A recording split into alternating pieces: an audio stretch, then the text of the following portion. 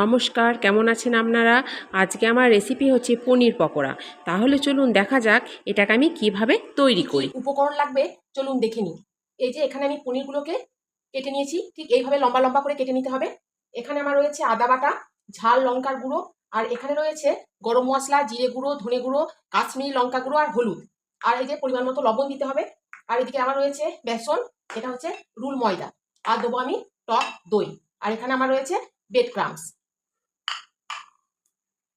আমি একটা বাটি নিয়ে নিয়েছি, এর মধ্যে আমি একে একে সমস্ত উপকরণ দিয়ে দেবো। টক দই, এই যে মশলাটা, ঝাল লঙ্কার গুঁড়ি দিয়ে দেবো, আদা বাটা দিয়ে দিচ্ছি, পরিমাণ মতো লবণ, আর এই যে এখানে দিচ্ছি রুল ময়দা আর বেসন। এবার আমি সমস্ত উপকরণ মাখিয়ে নেবো। একটু জল নিয়ে নেবো, খুব বেশি পাতলা করলে হবে না, একটু পুরো করে মাখাতে হবে। এটা কিন্তু সম্পূর্ণ আমি নিরামিষ করছি, এখানে কিন্তু আমি পেঁয়াজ রসুন কিছুই ব্যবহার করছি না। এইভাবে একটু করে জল দিয়ে দিয়ে মাখিয়ে নিতে হবে। মাখানো হয়ে গেলে এর মধ্যে আমি পনিরগুলোকে দিয়ে দেবো। এই যে পনিরগুলোকে আমি দিয়ে দেবো।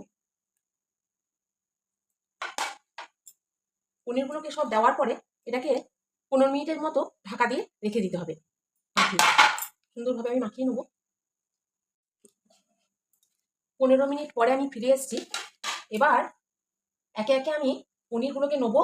নেওয়ার পরে এই যে ব্রেড ক্রাম্বসের মধ্যে দিয়ে দেবো, এইভাবে এভাবে মাখিয়ে নেবো আর প্লেটের মধ্যে তুলে রাখবো। এইভাবে আমি প্রত্যেকটা পনিরকে ব্রেড ক্রাম্বসের মধ্যে দিয়ে মাখিয়ে নেবো। গ্যাসের মধ্যে আমি কড়াই বসিয়ে দিয়েছি এবং সেখানে দিয়ে দিয়েছি রিফাইন অয়েল। তেল আমার গরম হয়ে গেছে। এবার আমি একে একে পনিরগুলোকে দিয়ে দেবো। এই যে একে একে দিয়ে দিচ্ছি। গ্যাসটা কিন্তু আমি এখন কমাবো না, গ্যাসটা আমার বাড়ানোই থাকবে।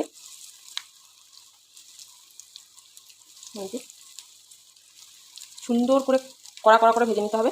আচ্ছা, আমি একবার উল্টে পাল্টে নেবো, দুই দিকই ভালোভাবে ফ্রাই করতে হবে। এই যে সুন্দর লাল লাল করে ভাজা হয়ে গেছে, আমি এবার এগুলোকে একে একে তুলে নেব।